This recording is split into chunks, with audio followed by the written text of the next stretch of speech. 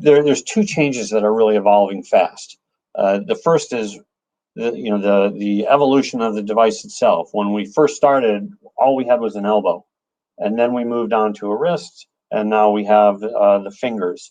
But then, the other thing that we're really getting good at is the technology. We've got some experts on staff who are really moving fast in the world of 3D printing. So this gives the users a means to really customize the device for themselves and the colors and the designs.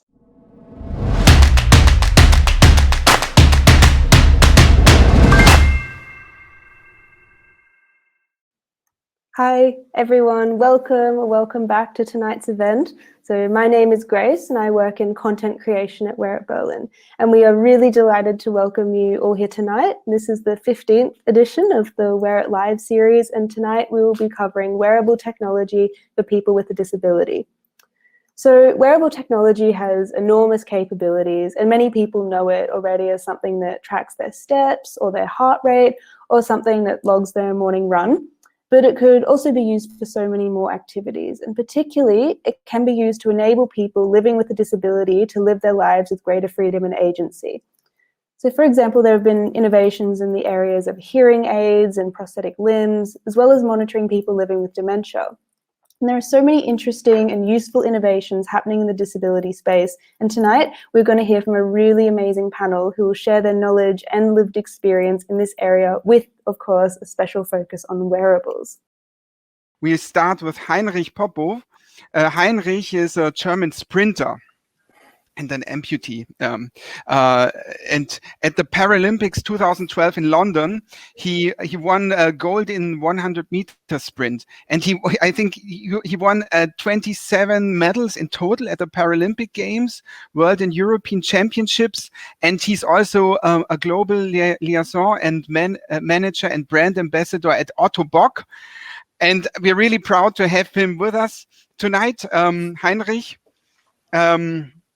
Yeah, the stage is yours, and now I think we are going to see a video of yours, and my colleague Anish is going to stream it, and you're welcome to present. Thank you very much. Thank you very much. So before we see the video, I would like to introduce myself a little bit, and thank you very much for the stage. As you already told me, the audience, my name is Heinrich Popov. I'm 30 years old. I'm a former Paralympian. Was happy enough to win some medals and to be the world record holder in 100-meter and the long jump. I lost my leg due to a cancer in the age of 9 years. So today I'm happy to represent the company Otto Bock, who is the world market leader for prosthetics. And I'm happy to share my experience and expectations for the future of technology. So my understanding of it is that human drives the technology, and therefore we have to create an understanding for it. And so that's the reason why I'm so thankful that we have this panel here. So please let me share the video before we start to talk in the panel. Thank you very much for having me. Just because you have a prosthetic doesn't mean that you have to stop living. It definitely makes a difference having these knees to be there for me. With the new X3 software, the movement is much smoother. The ability to go up and down ramps has been improved greatly. With the Genium, it's almost like night and day. I'm able to stand longer. I have 6 children. The knee will get a lot of testing. I have to chase a lot of little kids around. By using the app on the phone, it makes things a lot easier because I can access the modes in my knee. I can just pull out my iPhone within seconds, it changes. I'm really excited about using the new mobile app to change modes depending on the activities that I'm doing. It's more supportive. I trust it more. It's the most natural knee that I've ever been in. Having that increased stability will not only let me feel more stable, but perhaps help me to take on a trail that I might have shied away from before. It really gives you the opportunity to go out there and experience life without having to think about every step that you take. I'm very grateful for the Genium and X3. They've given my quality of life back. To somebody who hasn't tried it, I'd say you got to give it a shot because it's awesome.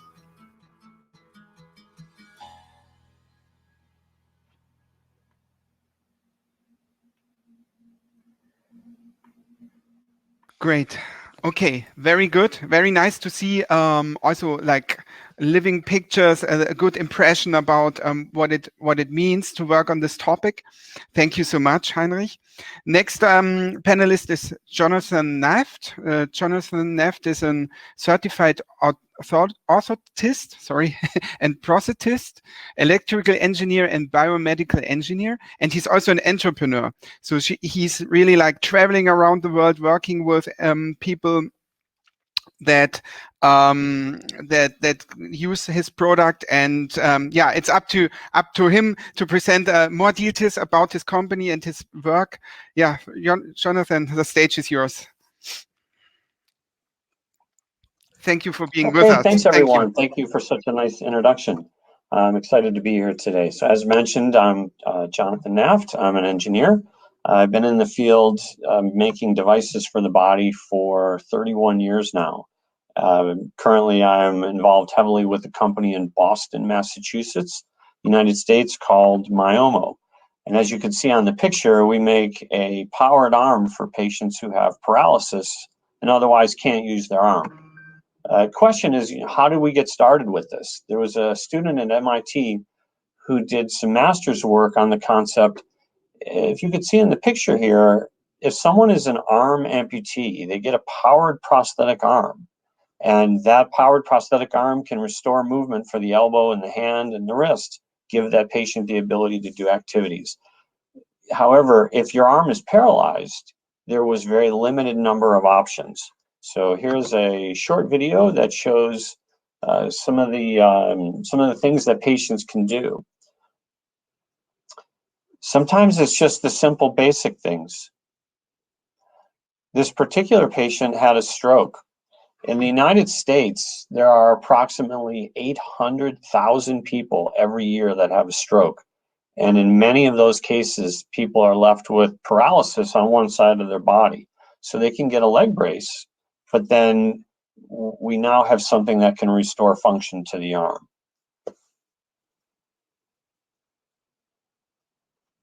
This is also a little bit different from the amputee population, where it's a long-standing space and people are expected to do very well. So patients that are now moving into these types of devices are really excited because they've been told there isn't much available for you. So it's been a very exciting time. Thanks for having me. I'm looking forward to the discussion. Thank you, Jonathan. Really interesting and also like pretty sophisticated technology, I feel. Looking forward for the discussion. Next panelist is John Naslund, sorry. He's an instructor of global health and social medicine at Harvard Medical School. And yeah, very interested also about your background, about learning more about the research point maybe of the topic, research perspective, educational perspective. Yeah, thank you for being with us and happy to learn more about what you're doing. Great, yeah, thanks so much. I really appreciate the invitation to join this panel, and I think I'll bring a slightly different perspective to the use of wearables. And in my work focuses on mental disorders and thinking about how to support. So it's a different form of disability, but how to think of supporting individuals living with severe mental illness, engage with services, and there is a role for wearables in this space. And I can just comment on how there's many different ways to track different things like sleep or mood, and much of the work that I'm involved in is thinking about how to integrate these technologies into community-based mental health services. So thinking of how to promote engagement in care, but also thinking of how to also promote lifestyle, lifestyle improvement and overall kind of physical health as well, because we know mental health and physical health are very closely related, especially in people who have who live with severe mental illnesses such as schizophrenia or psychoses or bipolar disorder or other severe mood disorders. So very, very pleased to be part of this panel. I come from more of the research side, so thinking about how to evaluate these in real world settings, and certainly thinking about how to engage individuals with lived experience, making sure they're at the table and how these technologies are designed, but also how they're implemented and deployed, and because that's really how they will end up working, is making sure that they function in real world settings. So really pleased to be here and to join the other panelists. Thank you, John. Okay, so we have a pretty diverse panel here. So we have, I know, Heinrich, you're also a technician, Jonathan as well, and then we have the research from a more mental perspective also, so that gives a pretty complete picture for me. So if we want to start with Heinrich, with you, because actually you are a user of different types of prostheses. So because you have these high efficient sports devices, but also I guess you have a daily device that you're going to use. Can you give us a little bit of maybe like what is better for you? What do you prefer, the sports device or the daily device? What is your favorite? You're muted. Wait a minute. You're still muted, Heinrich? Okay, let's try to figure that out. Maybe you can leave and come back, and then we see if it works. Yeah. Okay. Thanks. Good. Then yeah, good. Jonathan, you are working on the devices for people that try to get back to a normal, regular daily life, I guess, when they are paralyzed. And I know that you are also you're on the business side, but also design side. So can you explain roughly why is this connected so much for you? Because normally you have a designer, then you have a business developer or something, and I feel like you have both in one. You have both in one person, like yours. Why is it important to have both these functions in one role, like one person?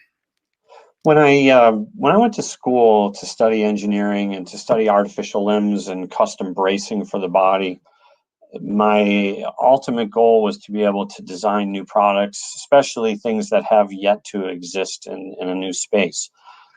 I spent my first 5 to 7 years very much hands-on working with a lot of patients.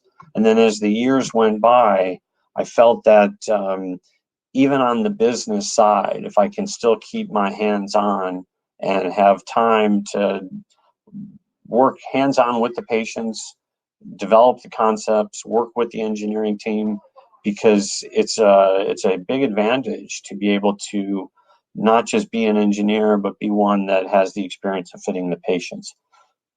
Sometimes when I work with some of the engineers, they're absolutely brilliant engineers, but then they haven't necessarily shared the experience of the patient side.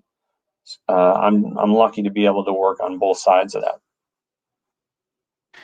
Yeah, very interesting. I mean, in other businesses, they would say it's user experience, and I think that's I can imagine that's very important when it comes to fit something on your body. Before we talk about the tools that you're using, that I would be really interested in, Heinrich, let's try it. Sounds working. I hear you. I don't know why I just got kicked out. So, but I still remember your question. Yeah. Sorry for this. No worries. We just talked about, like, Jonathan told us about, like, that it's important to know your customers, to know what they need, to know about the needs of people with a paralysis. So I was asking you about the prosthesis, like which one do you prefer? So I don't know if I can answer this question in this way.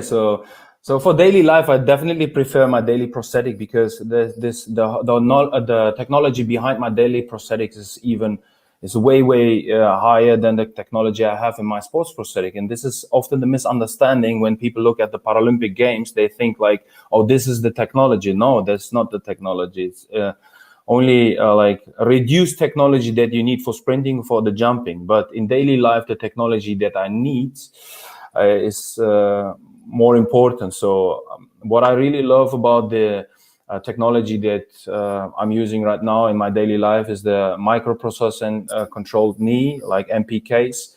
So this made a huge change in my life, because since I have this microprocessor knee, I can my body language and my my body habits like are open for this for the people around myself. So I don't need to look on the ground. I don't need to make myself smaller than I am. So psychological effect of the technology on my daily life is really high, looking on the technology. So I really love to use the technology and be able to have my mind free for my daily work or for my daily life. And within the sports, with the sports prosthetic, I really love to use the energy that the sports prosthetic is giving me back. So this combination of learning how to create energy and use the energy, and then making myself more fit and making myself like pushing my own limits further. So it gives me also a better understanding for my whole body, for the movement that I need. And so I really love the combination of sport and the daily products. So sport for me was the best rehabilitation and the best medicine. And so I really love this combination. Nice. I think that's thank you, Heinrich. I think that gives us maybe a good bridge also to John, because we're talking about like how people feel and how we can empower them, like how technology or devices can empower people, and also how they see themselves and they don't have to look down. You're coming from this mental side of the topic. Like, can you give us some insights about these mechanisms? Can you tell us a little bit about what makes people feel happy or feel as part of society, and maybe what separates them? Because I think the goal should be like, how can we improve our world so that people with a disability become seen as just regular, they are regular human beings in our society, and they should not be facing any areas of this society where they cannot access. You know what I mean? Like, what is your experience with that? Yeah, so I can comment on some of the work in my research and observations, and thinking about the role of wearables as whether it's for tracking a physical activity or mood. I think there can be a huge benefit in having some increased awareness on your own behaviors. Certainly for someone who's managing a chronic condition, having a better sort of self-awareness and self-understanding can be really empowering in many ways. I think there's a balance, though. It doesn't mean tracking absolutely everything. I know we've gone to, there are extremes where we track maybe too many of our own behaviors, but I think finding the right balance, and I think that really also depends on the individual. For some people I've worked with, they find it really, rewarding, better understanding their own, for example, sleep patterns, how that relates to their feeling, their mood. Also thinking about how something like how mood might get in the way of engaging in different activities, and how it affects their sort of, what are the kind of things that are really important in life, like going to work or managing family responsibilities. So just I think having that awareness, it can also be really important. And I think that's where technology can really play an important role. The other thing too, and I also just want to highlight from my work, is also thinking about how to integrate this into daily life. I mean, so one of the things is many of the individuals I work with, it's not just a mental health issue that can be debilitating, but there also are other social factors. So we have to think about people who may be coming from a lower income settings, or maybe coming from poor housing situations. So how do you kind of manage the social setting and have the technology actually integrate within their daily life? And I think this would also be applicable to other types of technologies, whether they're prosthetics or other devices. But thinking about the daily life and the daily circumstances for the target patient group, so that you can try to support them as much as possible in the setting that they live in. Great. Nice. Thanks, Jonathan. I think that is also a big part of what you're doing. Can you give us, like you already showed it in the video, but maybe you can give us a little bit, like, again, the vision that you have for your product. Sure. And how it can support people in their daily life. Yeah, I think, when a patient has paralysis of their body, they're usually told things such as, your arms may come back, they may get stronger. We don't know for sure if that's going to be the case, and we don't know how long it's going to be. And this is a very, very frustrating experience for the patient. So the patient will go to physical therapy. They'll have great physical therapy. They'll work very hard every day, committed to the therapy. But what they really lacked was something that they can put on their body today, turn it on, and make a difference. Hand open and close, elbow extend and flex. And that was really one of the big goals that we wanted to do. So we saw the frustration in these patients. They would get a leg brace and they'd be able to walk. But then they would say, well, what about my arm? I can't cut my food. I can't pull my pants on. If I want to carry something, I have to let go of my cane. So very important work, I think, to try to restore bilateral movement. Okay, great, thanks. Expectations towards technology. I think, Heinrich, you are really an expert in that. What is your experience? Because technology can solve a lot of things. We have learned about that, but is technology something that can solve everything that people expect? Or what is your feeling about that?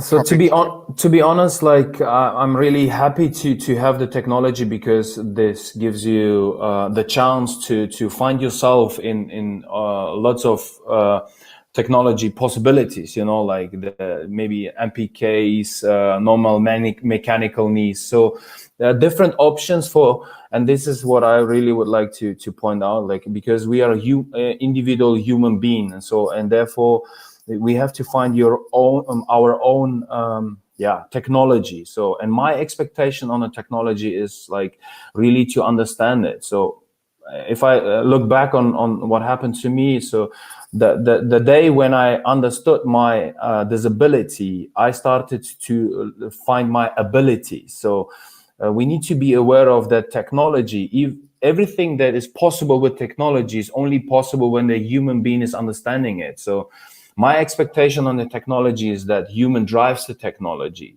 So there is no need in high technologies if you don't know how to switch it on and off. So, and at the end, I'm using the prosthetic and I'm the human being who is in the prosthetic. So, and I often bring this example. So if I give the car from Lewis Hamilton to every one of this panel, so I don't think that we will be able to turn on the engine or even being able to just drive 5 meters. So, but this is a high technology car. So what I mean with this is like we need to take away the focus from the technology if the technology is really being the part of the body, because all the 4 limbs are in charge for the movement and for the mobility. So if we give too much focus only on the technology and the disability, we will forget about the ability part of the body. And this is my expectation when it comes to movements and mobility. I really want to see that we involve the technology in the human being mobility and movements. You are muted. Thanks. Talking about technology, we had speakers from Muse Band lately about more like wellness. It's a brainwave tracking device that helps you focus on yourself, and the question would be like, John, that serious mental illness is one of the leading causes for disability worldwide, I have heard. And the question would be, is eHealth, these new devices that you can buy on maybe Amazon, do you see in this kind of technology, what Heinrich said, is it reflected? Is it about the human or is it about the device? Does it really serve the humans? Is there some use case for us in there? Or is it more like a gadget? How would you try to categorize these new devices? Yeah, it's a good question. So I think, in sort of the research that's been done around different digital devices. When it's a device only on its own, it's not. There can often be many limitations, and the research evidence has been mixed, especially when we're thinking of for mental health issues. And I think it goes back to the importance of having a human element. I think, like Heinrich is mentioning, but even when we think of mental health, having a connection with someone, whether it's through a device, I think technology can play a really important role. I have no doubt about that. It's a major focus of my research. But I also have observed that that you really do need this connection. I think whether it's with a peer, with someone else who has a shared experience, maybe with a clinician or someone who can offer some additional support. And that's really really critical. And I think the trick is trying to find out what the right balance is between technology and the human element. And then also, how can the technology augment the human part? Because we know that it's not practical for us to have direct contact in person with clinicians. At this current time, we're entirely remote, so we're seeing how technology's really filled that void. But it's something there just isn't always the possibility to have in-person contact. But technology can support that or extend the role.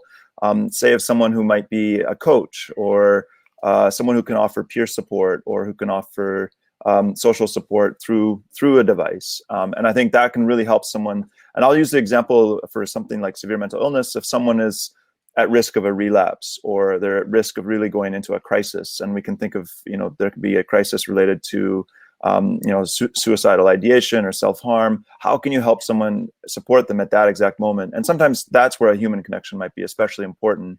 But the digital device might be a tool to help facilitate that connection at the time it's needed most. Do you think that the digital device could also be able to diagnose these tendencies? I mean, like there is a new device by Amazon. It tracks your mood. I think it's a wristband, and it can track quite a few parameters of your mood that I wouldn't have even dared to think of that it's possible. So do you think that is a near future scenario, that this kind of is an alert that calls your doctor or psychologist? Yeah, I think that's a more appropriate use of the technology, something to alert a clinician or a professional. I'm very skeptical of the idea of diagnosis through devices, and I think part of that is because the other thing too is with mental health issues, we all have mental health. Mental health is key. We need this. It's helpful. It's part of our daily functioning, and we have fluctuations in our mood, and sometimes that's natural. It's when it becomes problematic, when it starts going down. It's normal to have ups and downs in our mood, but it becomes a problem if it turns into something that affects your daily functioning. If your mood gets to a point where it really is impacting how you do day-to-day activities. And I think that's where I do think there is still very much a need for a clinician, a professional, to make these types of diagnoses. But again, I think technology could be a tool to help support monitoring. But I'd be a little reluctant right now to turn the role entirely over to a device you buy on Amazon. Thanks. Yeah. So research is a big key for helping people to try to understand where it comes from, where these conditions come from. Jonathan, you have been building a business for so many years, and I would like to learn a little bit more about your experience in building this, because you worked with people who have a disability, you traveled around the world, and you built up this company. And I would like to know, how did you start? How much did you get some money from somewhere? How did you fulfill this first vision? Sure. What was the first step for you? Sure. Early on, the most important thing for us was building the right team of people who could surround us with the right expertise. So, for example, although I have skills in engineering, the engineers that we added to our team are exceptionally skilled in specific disciplines. We have some great engineers who are really good at software, firmware. We have mechanical engineers, electrical engineers. So we had to resource and find those folks. And we're very fortunate to be in Boston, where we're surrounded by an amazing amount of talent. Then in order to really grow the business, we had to really understand what's called the user's needs. If we make a device and we think it's really fantastic, the actual users who are going to use the product, they're the ones that have to think it's fantastic. So we brought on, this is part of our marketing team. So Paul Gudonis, who's the CEO of Myomo, this is a real skill of his. He brought in some experts really on the marketing side who spent a lot of time talking with users, meeting with physios, physicians. Then from there, it became an issue of capital. So we needed to raise dollars in order to pay the people, to build the prototypes, to pay for the regulatory. And that's an exceptionally expensive undertaking. Once we get to our first concept, we have to go out and, let's just say, knock on doors and start bringing in money. So we started at Myomo.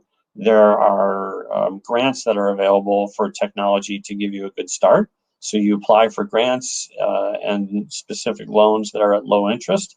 Then from there, we get what's called angel investors. So these are just individuals who have the means to fund companies as a means of investing.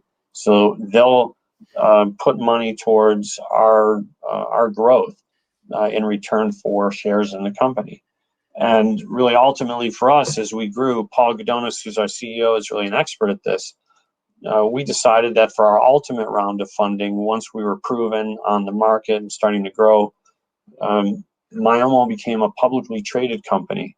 And probably one of the most fun days I had and most rewarding was we got to ring the bell at the New York Stock Exchange. And the way that it was done was actually with 2 users with paralyzed arms. So there was a veteran in the United States who had a stroke and a paralyzed arm. So his job was, with his paralyzed arm, bang the gavel to signify the end of trading. And then we had this wonderful young woman with great spirit who had a stroke. She got to actually ring the bell with her device. So it was really a lot of fun. To me, it was a symbol of ringing the bell, starting a new generation for these wearables, and let's conquer paralysis. Mm-hmm. Thank you so much. I mean, you already talked about it, but I would have liked to ask: are there many investors willing to invest in this field? Do they think there's a great risk in it, or is it more like a safe thing, sure thing? Like how do you think investors think about the whole industry? Yeah, I think the risks come from really a couple things. So one is the technology proven. Is it good? Is it truly going to help these folks? And then the second one is, can people afford to buy the technology and get the technology? Because it costs us a great deal to design the device and bring it to market. The cost of the device itself is expensive. And for that, we're very much reliant on the insurance payer system. So whether we're provisioning a device in Germany or provisioning a device in the United States, we need the insurance industry to be able to fund these devices for the patient. And it's kind of a whole circle. In order for the insurance companies to fund the device, we have to publish certain types of research. So the investors will look at that circle. Does the device do what it's supposed to do, and are users happy? Will there be a means for the users to get it? What's the research say, and how's the reimbursement? And if you can pull all of those together, I think it's a great space to be a part of from an investor side. Mm-hmm. Great. Okay, cool. Question for John. Is it the same in your field of medical research? Are the patients very relying? Do they have to rely on insurance companies to get their products financed, or is it is there a free market for devices? How does this industry work? If I'm going to found a startup around these topics, where does the money come from? It's a great question. So at the end of the day, there has to be somebody who pays for it, for whatever the device is. So just as Jonathan mentioned, that it's a lot of it's based on what insurers will pay for. The digital mental health space is pretty active. I mean, there's many startups, and they're of varying quality, and they have all kinds of different approaches. But typically, one thing is to try to either find employers or insurance companies that would be willing to pay for the product, whatever it might be, and then that would be the sort of the revenue model. The work I do is research grants. So we're funded by grants, typically publicly funded. So the National Institute of Health, for example, funds a large part of our research.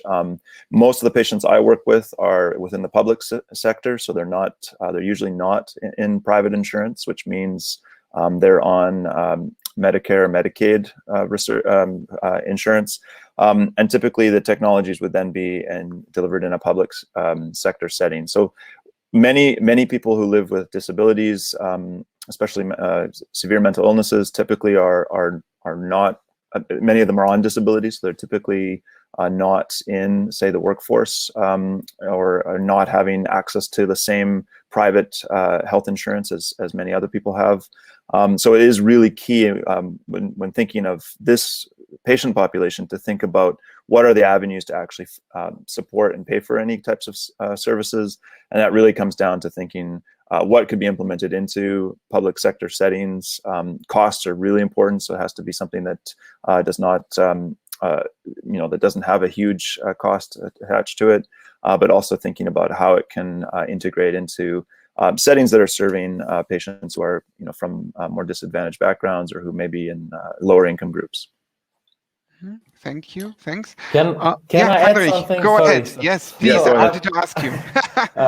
Jonathan and John, thank you very much for the topics you're raising up. Also, I'm really John, the topic you said, we need to connect between the people with who has this physical or psychological impairment, and so also my quality of life is based on the connection with another amputee who really answered me the most simple questions I had, like how's my life, how will my life look like, can I ride a bike? This was something like I need to hear from an user. And so Jonathan, also you said we need to understand the users, and this is also something we need to keep it simple. Wearables need to be really understandable. And when we're talking about the topic of reimbursement and also who has to pay it, as when my experience and also my own personal feeling is that when we make the wearables more understandable and also more for people usable, so we will also save money from the pharmaceutical from the pharma industry. I don't know when I was sick the last time when I had the flu. So with the technology I have and when with the possibilities that technology gives me, I'm not facing a depression or I'm not facing any illness. So I can do. I'm completely a happy, positive person, and this is something we need to understand as well. So we can make it cheaper for the health industry as well. So for the insurance, we need to be aware of that as well with the field of wearables for people with disability. Mm-hmm. Yeah, I think that's a really great point. Just to add on to Heinrich's point, just showing it'd be kind of like your return on investment over time, but from whose perspective, right? And if you think of, I think that's exactly as you mentioned, Heinrich. If your quality of life is improved, that has huge value to it. And if you can show, so that's one of the things to show that to a health system that, for each patient that you provide these devices to, we can see that they will regain function and return to these activities over time. And these are the kind of arguments that we need that data around that to show the health system. But that's really, one of the important tools to advocate for paying for these types of services in all health systems. Yeah, I'll give you another point on that. I agree as well. With our device for the arm, one of the most important things, which I would say is true for any wearable, whether it's for pleasure or social, or whether it's for medical, is the wearable has to be a match for the patient. So with our device for the arm, we have very strict criteria that you have to essentially go down a checklist. You have to have certain conditions in your arm. You have to have a certain level of cognition. You have to have a certain level of motivation. If the wearable device is the right match, then you have a much higher level of success. Sometimes there could be a gray area in between. For example, I had a patient that I got to see recently. Because of the patient's stroke, they had some difficulty communicating with speech. But yet, this patient had a significant other in the household who could communicate so well. They almost act like a translator. So, in terms of training the patient, it worked out well. But making sure that wearable is a good match for your user is really important. Mm-hmm. Jonathan, I also know that you have different types, like you have this lifestyle, you have like, what is your approach of making it of finding the right style for the right person? Is it because I know that the design has changed over the years? Can you give us some insights into that? Like, yeah, absolutely. Yeah. There's two changes that are really evolving fast. The first is the evolution of the device itself. When we first started, all we had was an elbow, and then we moved on to a wrist, and now we have the fingers. But then, the other thing that we're really getting good at is the technology. We've got some experts on staff who are really moving fast in the world of 3D printing. So this gives the users a means to really customize the device for themselves and the colors and the designs. So, like for me this morning, fairly conservative, kind of a white shirt and a conservative sport coat. But there may be a user who wants our technology who is much more bold. So, as you saw on the slide when I showed you, that particular woman's arm brace, we call it Ferrari red. And she loves it. It fits her personality. It's just, very magical for her. But then there are other users who just want, maybe a basic gray, but, customizing the device so that it fits the user's, body image. I've seen it change over my my longevity in my career. When we first started making devices all these years ago, we worked so hard to make them look like the limb. So, for example, Heinrich would say, long time ago, maybe he wanted his leg to look like a leg. And now today, the design of the device is an expression of the individual's personality, just like a tattoo is. For people who get tattoos on their arms, they want those on the device, so that they can really express themselves. And it's gone from, wow, look at that, that's a product for disability, to wow, that's cool. That looks really neat. And I think that's a big part of it. People have to be able to walk in a room with a device and feel empowered by it with how it looks. Yeah. Can I? Yes, please. Sorry, I'm as a user, I really love that what you said, because this is how you express yourself. This is something to be honest, it shows your personality, and also this wearables for people with disability. They also the prosthetics. They changed in a way of how the people see them. They cool. You're accepted. You want to individualize it, and this is also a big psychological effect as well, because you accept it. It's you. It's you see it as an accessoire. You like Jonathan said, you have a tattoo. You can change the tattoo. It's also who can change the tattoo? If you have two real legs, you can't change your tattoo. And this is something that makes you something it gives you a different view on your own personality. You can find yourself in different designs. Also, you can always rethink about your personality, and this is what I really see with lots of users, that they don't wanna see themselves as something different. And so, being normal, we need to find a new understanding for being normal, because everything is allowed to be normal. And this is what I really love is kids. When you ask them, when kids come to me and they see my leg, and I'm not gonna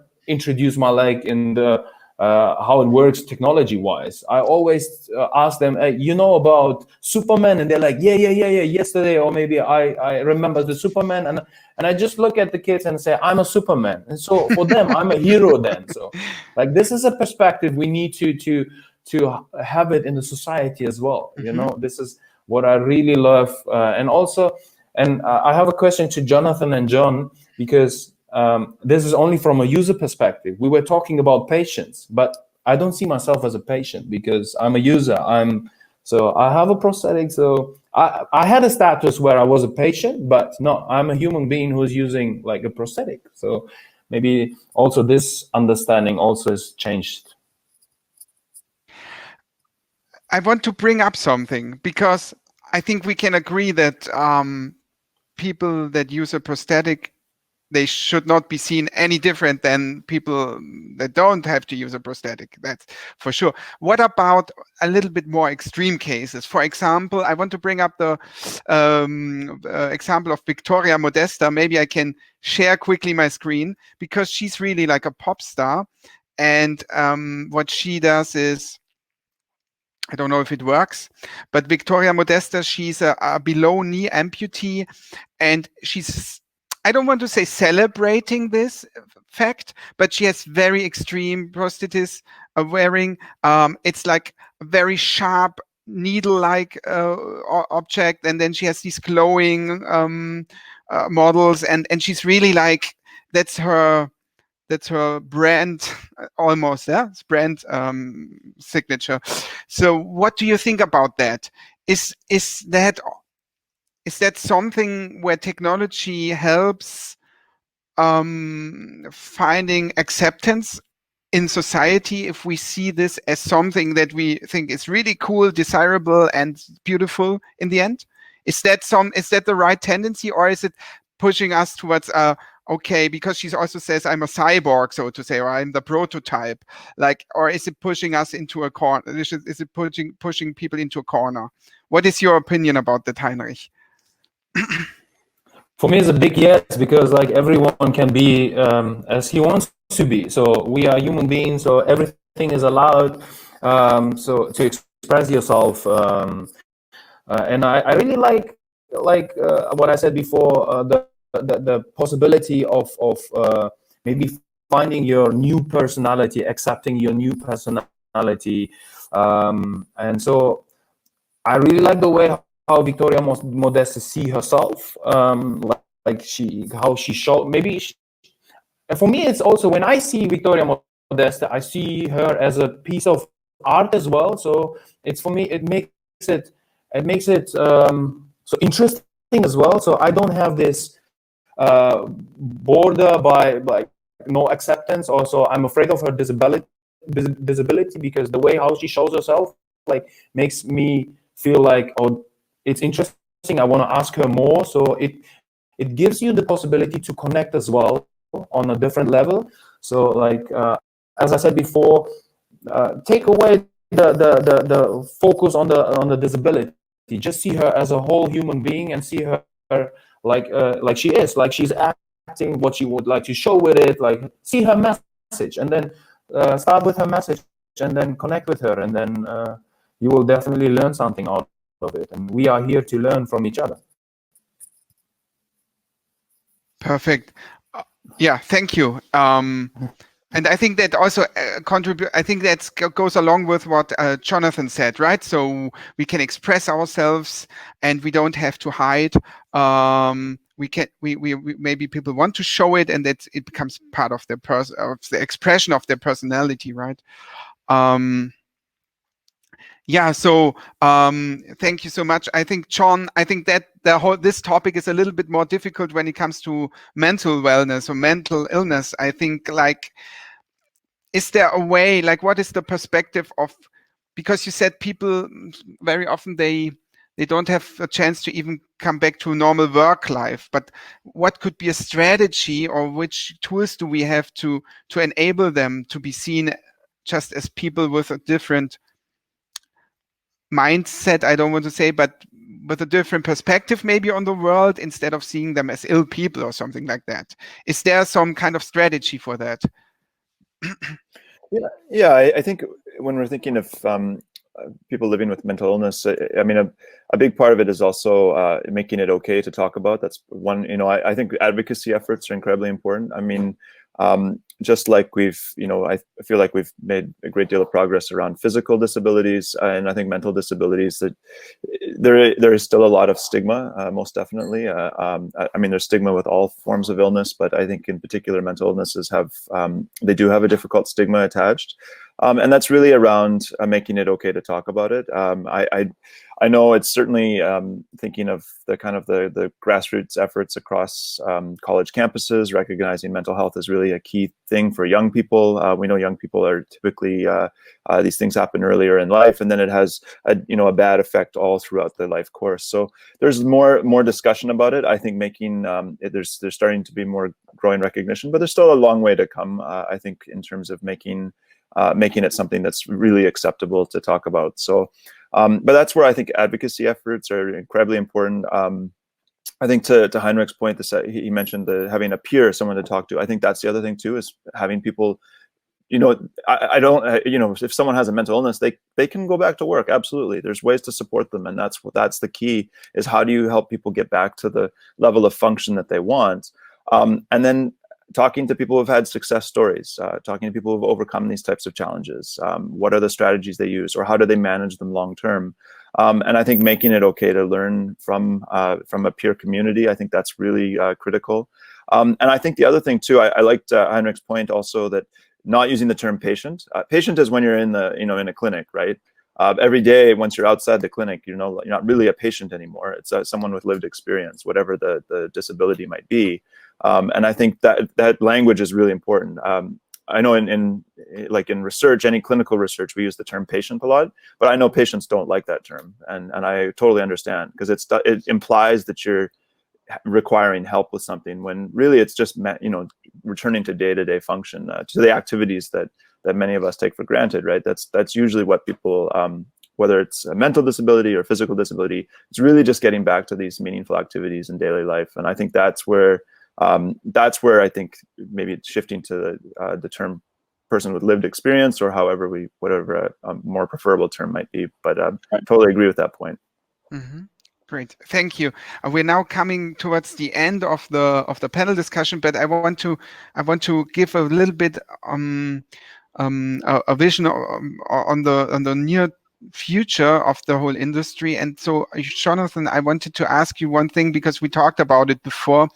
What is the difference because we had one session on exoskeletons before. Mm-hmm. What is the difference in between an exoskeleton from your perspective and your robotic aid? And where do you want to take this technology in the near future? Where do you see the future of these devices? Yeah, I think I have two pretty clear answers for you. So the difference between our device for the arm and, let's say, exoskeletons for the leg, if you control our arm, it has to come from your brain. Brain sends a signal to your arm. Your muscle tries to do what it wants to do, but can't do it. So then the device will respond. So it's truly controlled by the user. So I declare that it's not a robot. It's not an exoskeleton. Plus, regulatory-wise, exoskeletons are defined as the lower limb for ambulation. So our device is simply a myoelectric brace. Then with your second question, where we're headed, certainly during my career, you're going to see people with full-on paralysis play the piano, feed themselves, comb their hair, brush their teeth. We're not far from that. We have a long way to go to get there. To make that bridge is something that's doable. Our device right now is wonderful if you want to hold your water bottle, unscrew the top. If you want to, push your shopping cart in the grocery store. If you want to maybe try to assist yourself while using a cane, it's great for things like that. We're working to make that next big leap, where somebody who has full body paralysis can control their limbs. And I've seen a couple instances, even in Berlin, with Charité, with their great work with brain control implants. So the future holds with a chip inside implanted into your brain, which then speaks Bluetooth wireless to our device. So it just completely bypasses the body, goes right from your brain to the hand. That stuff's not that far away. Amazing, really interesting. And I think that could be also at a certain point be interesting for people without a disability. I think, you know, like I can imagine a lot of use cases for this technology. So thank you. And Heinrich, where would you like to the technology and the whole thing? Where would you like to see it going? What would be your desired output for, let's say, in the next 5 to 10 years? What would you be happy about? I would like to make the technology that we already have more understandable. For like, I would like to bring the people closer to the technology. You know, like the technology level is really high, but the understanding and the service around the technology, even like the physiological service, like the conditions people have, are low. So I would like to see in the next 5 to 10 years that we come on the same level. Then from there we can start together to grow. So I don't want to see the technology improving, and we forget about the human being, just like because we know that what technology is able to do. So for me, the life I have right now, it's fulfilled with everything. I have no wishes. So, and I would like to spread this. Like I would like to share this experience with the people of disability as well. So for me, like disability starts from your mindset. So when we come to that, and then we can grow together. Like I really love to see this service around the technology, connect with the people to the technology, like connect the people to the technology and connect the people with the same disability, like make it more understandable. And so this is something like helping each other. This is my wish for the future. Cool. And I also know that you're a technician and you're into designing these devices. And I think that if people are interested, I think they can also reach out to you, right? So Yes. if there's yeah, okay, cool, great. Everyone is welcome and invited. So I'm pleased to help every time. Thank you so much. Thank you, John. Like I think the mental wellness is such a growing field. Where do you think it's going on like that? The tendency is going upwards, I guess. I have a feeling. Where do you see our society heading? Should we accept it? Should we treat it? Should we just like what is going on? Like what's the next things that we have to do?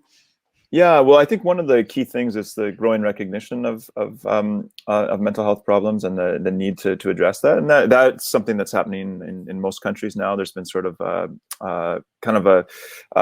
think a lot of advocacy efforts have been beneficial, but there's also recognition that it's a serious health issue that can be addressed. That's the other thing too, is it really we have the tools to do it. Just to piggyback on the last comment, just thinking of. I think it's really important to have, high-level research looking at very sophisticated new, really pushing the field forward. But where I think there's a huge gap is this, actually getting it into practice, actually implementation. And that's what I'd like to see. That's something, it's a major focus of my research, is just thinking of, there's millions of people who could benefit a great deal from these technologies, but they don't have access to them. So how can we, whether it's a physical disability, I know that's true, and we're thinking of people in lower income countries around the world, or a mental disability. We have the tools now that work, and we know they work well, but many people don't have access to these. So how to create some kind of equity and access, and getting these two individuals who could benefit, I think is really a huge priority, and thinking of that over the next, that's an area, that's where I would like to see the field really move, is thinking about also how to implement these into the settings where they can help people the most. Okay, thank you everybody. That was very exciting, very interesting, and yeah, great to learn about the topic. And I feel like, yeah, being user friendly and being in the stepping into the shoes of the people who use the technology is very important and key. Thank you so much. It was a pleasure talking to you. And now I want to give the word to Anish, my colleague Anish, to guide us through the following parts of the event. Anish, please come on stage. Thank you, everybody. And I would be glad if you could stay for the rest of the evening. And yeah, thank you and goodbye. Thanks. Thank you very much. Thanks very much. Bye, everyone. Thank you. Bye-bye. Okay, so we're waiting for Anish. Here he comes. Yeah. Hi, everyone. Great, and I can hear the echo, Thomas, but now it's good. So thank you, Thomas, for the opportunity to come here. And I would like to thank John, Jonathan, and Heinrich, all of them as well, because it's like some amazing insights they gave about like the wearables and how important they have become in the industry for people with disabilities.